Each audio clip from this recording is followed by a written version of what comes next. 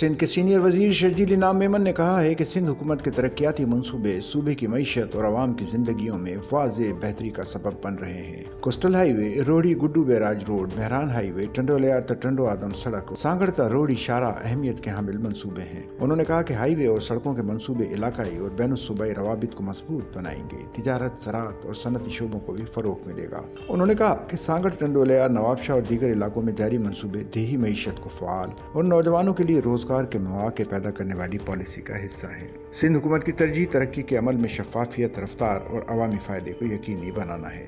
शर्जील इनाम मेमन ने कहा कि फंड्स की बरवक्त फराहमी और मंसूबों की मुकम्मल निगरानी शहरी और देही इलाकों को मसावी मौके फराहम करने के विजन का हिस्सा है। शर्जील इनाम मेमन ने कहा कि Sindh flood emergency reconstruction project Sindh के बुनियादी ढांचे को मजबूत और मुस्तकबिल के लिए पायदार बनाने की वाज़ेह मिसाल है। 2022 के तबाहकुन सैलाब के बाद सिंध हुकूमत ने जिस तेजी और अज़्म से बहाली का अमल शुरू किया वो वफाक समेत तमाम इदारों के लिए एक मॉडल है।